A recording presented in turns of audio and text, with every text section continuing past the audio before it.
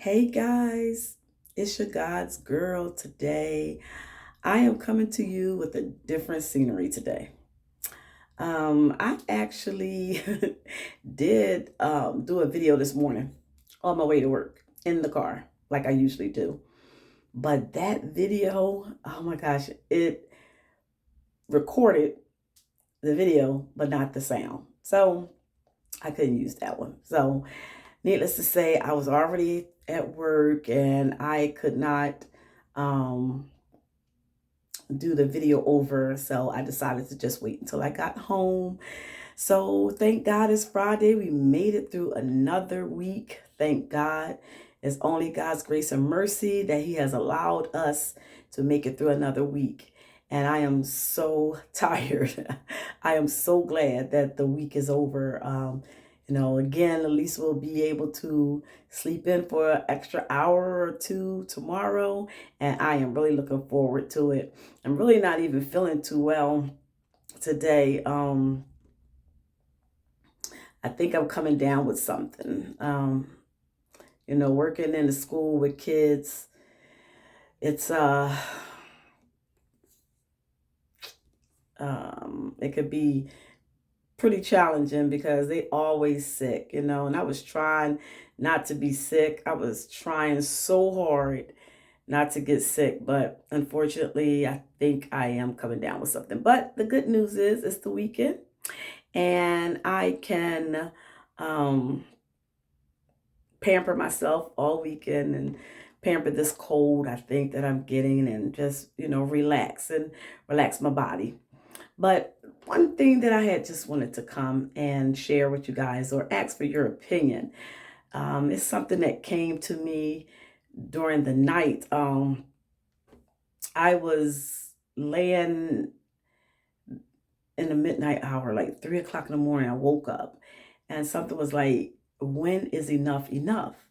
And I basically was like thinking about individuals who are incarcerated, like how they, I know a lot of individuals that have been falsely accused and are serving time in the DOC, the Department of Corrections, and have done a lot of time. Some I know have done 20 years.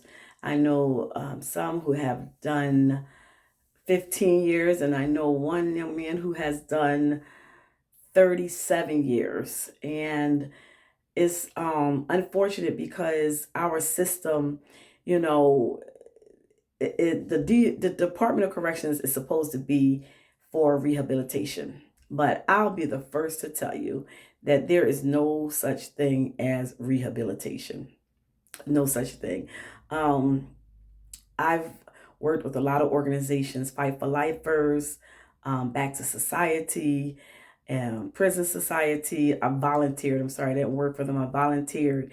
And, those organizations and a lot of other organizations are constantly fighting, for justice, for our loved ones, family, friends, and anybody, associates that you may know that has been on lockdown, for several years.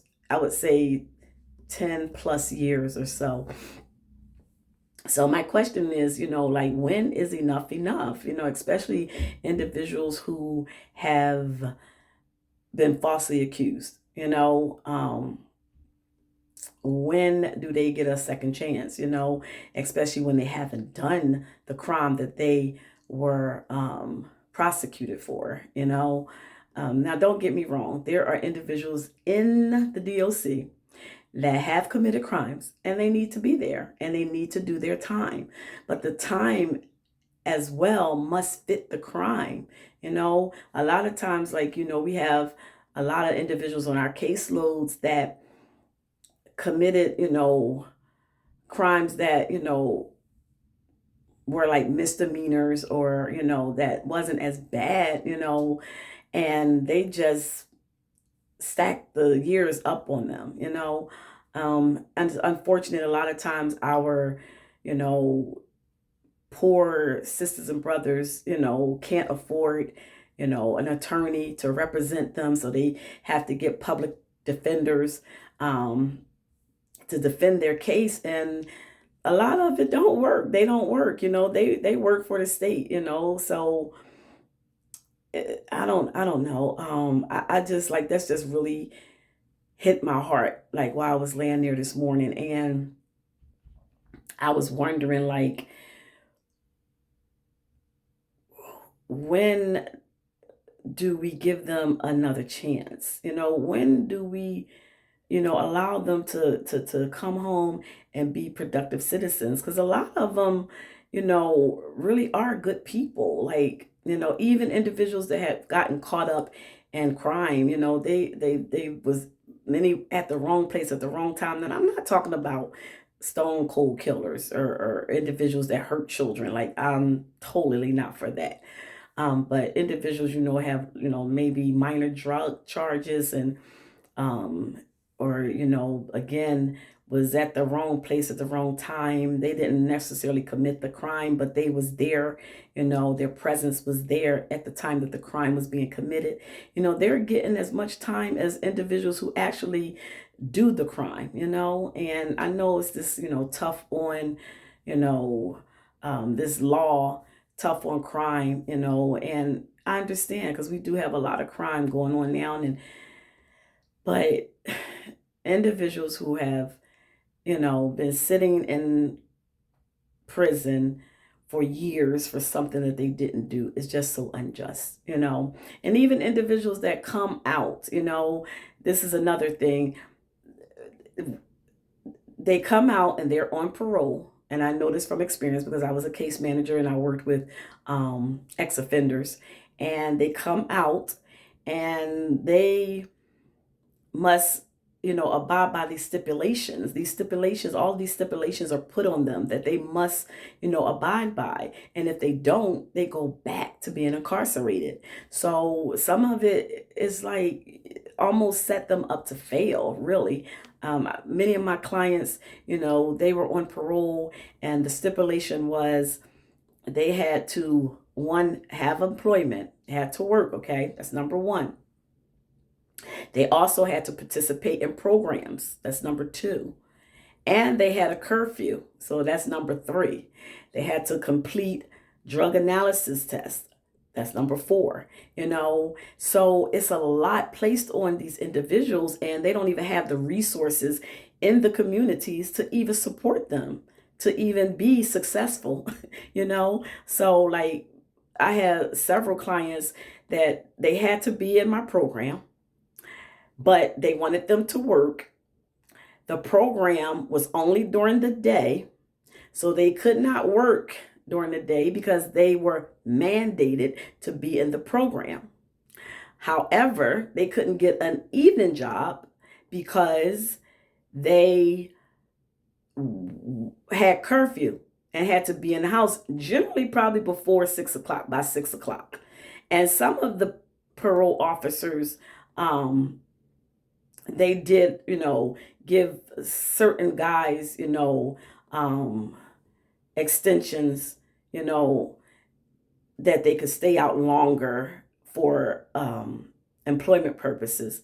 But a lot of them didn't. A lot of them didn't. And I've seen a lot of guys go back to prison for violation of parole because they could not live up to these stipulations. They come out and they're in halfway houses. And these halfway houses most of the time are full of drugs, and alcohol, and which is, another stipulation that they can't be involved in, but they sending them to these halfway houses. They have you know, these very products in there that they're supposed to avoid. So are you setting these people up?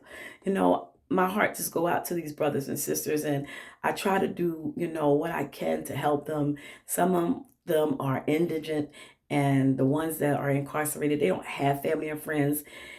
Some of them may work, but they don't get very much, like 3 cents, 5 cents an hour. Like, really, who can live on that? So you're talking about a full 7, 8 hour day at 5 cents, 10 cents an hour. Come on. You know, that's not even, can't they even give them like half of the minimum wage? It's just like modern day slavery, in my opinion. But our incarcerated sisters and brothers are the forgotten. And the Bible tell us, to not forget the forgotten. And they are the forgotten. So we really have to do better, as a community, as a country, even these organizations, we and churches, we really have to do better, try to fight, for justice, because if you just continue to set them up to fail, it'll be a revolving door. Recidivism is real. Like they will return back because they don't have the necessary tools they need to survive out here. You know, so that's just my opinion. I just, like I said, was up 3 o'clock in the morning, and that had hit my spirit. And I was just like, Lord, what more can I do? Who can I write? What type of uh support, can I perform to help these individuals? It's just, it just saddens my heart. And again, like I said, especially for those that are incarcerated unjustly, they have not committed the crime, and they are sitting in prison just rotting. Those who have life without parole. Again, there are individuals that need to be locked up that have life without parole, and because of their crime. I'm not one for, killing anyone, and I'm certainly not for individuals that hurt children. But the ones that are in there that have not committed these crimes, and they have life without parole sentences, and they're sitting there, just waiting to die, it's a sad thing. It's sad. And that's just my opinion.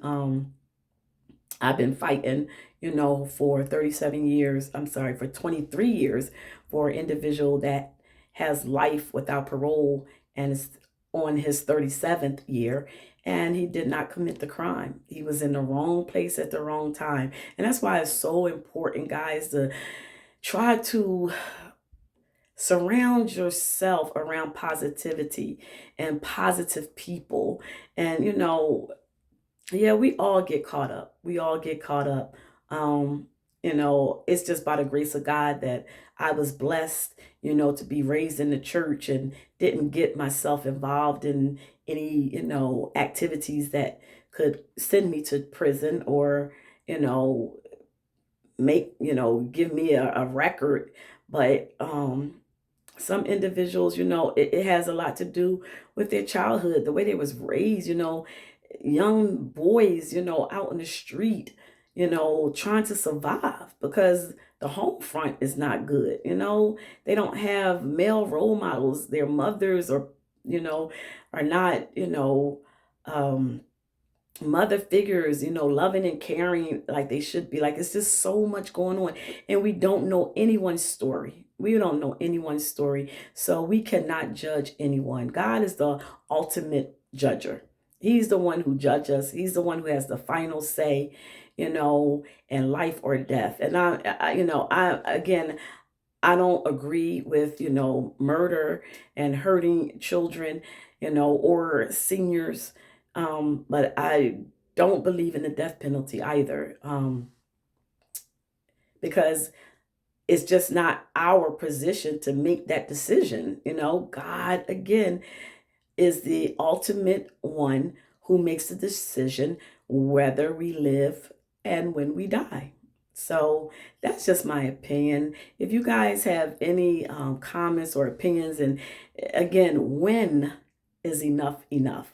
When is it, an individual when has an individual done enough time, um, in prison to be released back into society for a second chance, especially those who are falsely accused? Well, that's all I have for you today. I'll come back to you I don't know, probably over the weekend. If not on the weekend, I'll see you guys Monday morning.